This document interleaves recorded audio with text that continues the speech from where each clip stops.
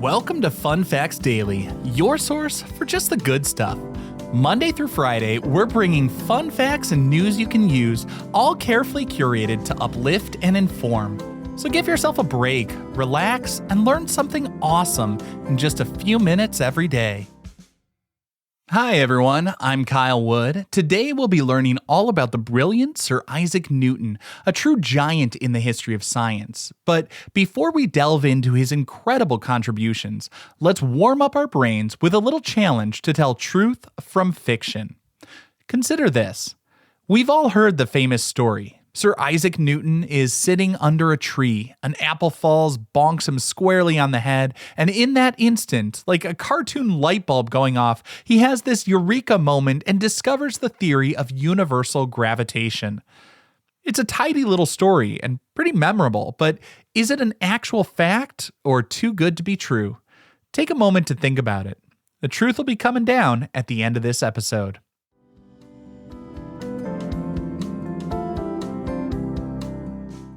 Now for our word of the day. Today's word is calculus. Calculus is a branch of mathematics that deals with rates of change and accumulation.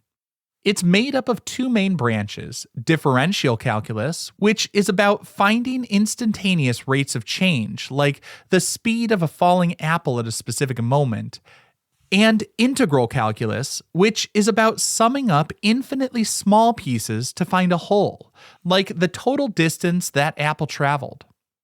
Sir Isaac Newton is one of two people credited with independently developing calculus in the late 17th century. The other was Gottfried Wilhelm Leibniz. Newton called his version, quote, the method of fluxions, end quote. He developed it to help him understand planetary motion and other physical problems that existing mathematics couldn't quite handle. The word calculus itself comes from Latin, where calculus originally meant a small stone or pebble like those used on an abacus for counting. So, in essence, calculus is a sophisticated method of calculating.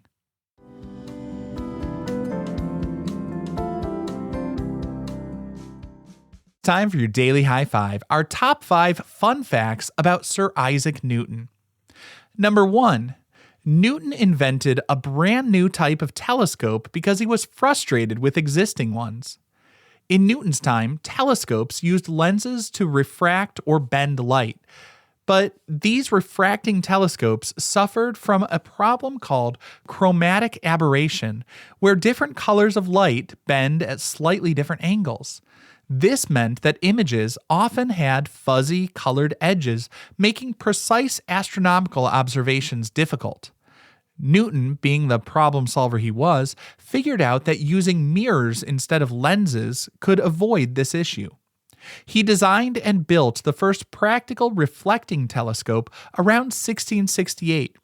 It used a curved mirror to gather light and reflect it to a focal point, and then a smaller, flat, secondary mirror angled at 45 degrees to direct the light to an eyepiece at the side of the telescope.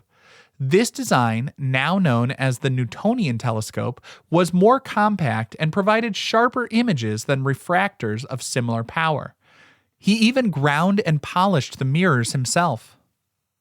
Number 2.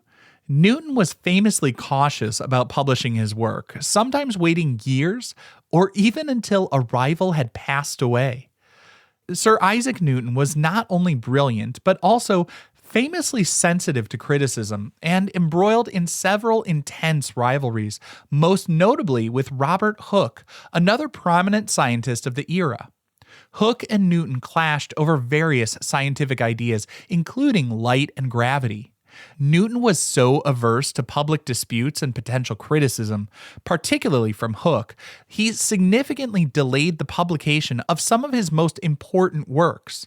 For instance, his seminal work on light and color, Opticks, was largely complete decades before it was finally published in 1704.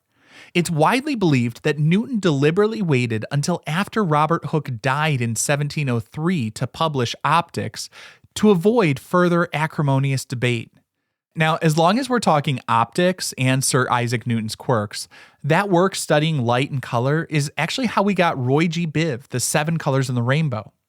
And this is partially because Newton wanted colors to correspond to musical notes. Sir Isaac Newton's decision to designate 7 colors for the visible light spectrum, red, orange, yellow, green, blue, indigo, and violet, was not just a matter of pure optical observation. While his experiments with prisms were revolutionary, showing that white light is made up of all the different colors, the specific number and naming of these colors were influenced by his broader philosophy. Newton was deeply interested in finding underlying mathematical harmonies and analogies across different natural phenomena. He believed that the physical world operated according to a divinely ordered system, and he sought patterns and connections that would reveal the underlying structure. This pursuit of universal harmonies led Newton to draw a parallel between the colors of light and the notes in the Western musical scale, which in his time was well established with 7 distinct notes before repeating at the octave. From what we can gather, he initially identified fewer colors and later added orange and indigo to reach the number 7, thereby aligning the divisions of the spectrum with the intervals of a musical scale, specifically the Dorian mode. This connection also resonated with the historical significance of the number 7, which was associated with various natural and mystical orders, which just reinforced his belief in a unified and harmonious cosmos. So Newton's choice of 7 colors was partly about his observation, but also his desire to fit his findings into a framework of musical and mathematical symmetry. Number 3. Newton was a surprisingly dedicated alchemist, spending a significant amount of time trying to turn base metals into gold. While we rightly celebrate Newton for his groundbreaking work in physics, mathematics, and astronomy, he also had a deep and abiding interest in alchemy, an ancient practice focused on transmuting substances, particularly trying to create the mythical philosopher's stone capable of turning lead into gold and granting eternal life. It's estimated that he wrote over 1 million words on alchemical subjects throughout his life, far more than he wrote on optics or gravitation. For Newton, alchemy wasn't separate from his scientific inquiries.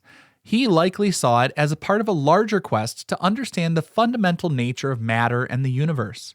While his alchemical pursuits didn't yield gold, his meticulous experimentation and note-taking in these endeavors likely honed his skills that benefited his more recognized scientific work.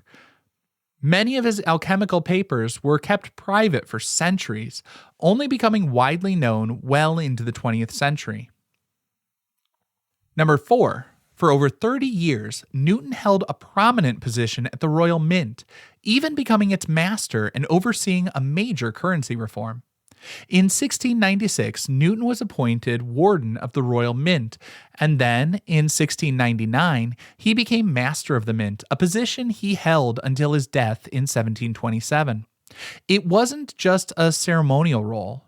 Newton took his duties very seriously. At the time, England's currency was in a dire state due to widespread clipping, which was shaving off small amounts of precious metal from coins, and counterfeiting. Newton applied his scientific mind and methodical approach to reforming the currency. He oversaw a massive project to recall old, damaged coins and issued new, more secure ones with milled edges to prevent clipping.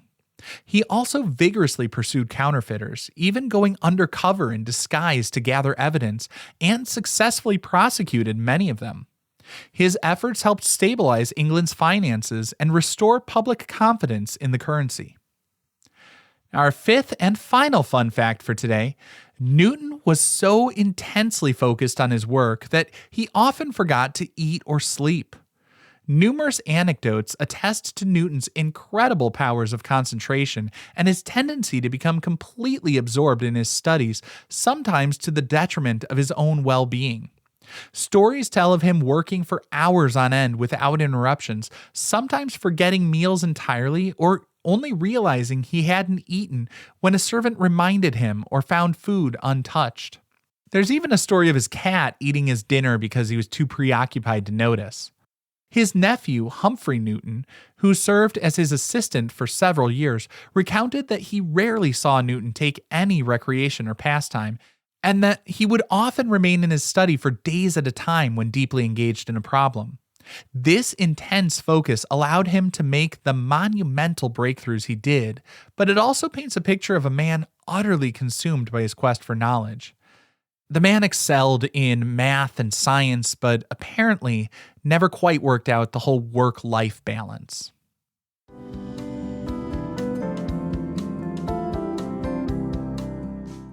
Now for some news you can use. Sir Isaac Newton's first law of motion, the law of inertia, states that an object at rest stays at rest, and an object in motion stays in motion with the same speed and in the same direction unless acted upon by an unbalanced force. You can use this understanding in everyday life. For example, when you're driving and you brake suddenly, your body wants to keep moving forward. That's inertia. Wearing a seatbelt provides the unbalanced force to keep you safe. A fun way to demonstrate inertia is the classic tablecloth trick. If you place some non-breakable items on a smooth tablecloth and pull the tablecloth away quickly and smoothly, the objects tend to stay in place because of their inertia, their resistance to change in their state of motion. The trick works best with a smooth, low-friction tablecloth and a quick horizontal pull. It's a great reminder that objects prefer to keep doing what they're already doing. And I'd prefer that you keep doing what you're doing, listening to Fun Facts Daily. If you haven't already, be sure to hit that subscribe button on whatever podcast app you're using. Now for the moment you've been waiting for. Earlier, I asked if it was an actual fact that an apple falling directly on Sir Isaac Newton's head instantly gave him the idea for his theory of gravity. Well, this one is a charming fallacy. While an apple, or the observation of an apple falling, did play a role, the story of it conking him on the head and leading to an immediate eureka moment is an embellishment that's grown over time. Newton himself never claimed the apple hit him on the head. According to accounts from those who knew him, like William Stukeley, Newton was in his garden at Woolthorpe Manor and observed an apple fall from a tree. This caused him to ponder why apples always fall straight down to earth rather than sideways or upwards, and led him to theorize that the same force pulling the apple might extend much further, perhaps even to the moon. It wasn't a sudden flash of insight from a fruity impact, but rather a moment of contemplation that sparked years of deep thought and mathematical work to develop his theory of universal gravitation. So, the apple was a catalyst for thought, not a direct cause of injury or instant discovery. Interestingly, though, that specific tree, a Flower of Kent apple tree, is still at Woolthorpe Manor and is carefully tended to. Now, I hope you enjoyed learning about Sir Isaac Newton with me, and be sure to tune in every weekday for even more fun facts. Fun Facts Daily is an Airwave Media podcast. It was written, recorded, mixed, and edited by me, Kyle Wood. Thanks for sharing a part of your day with me.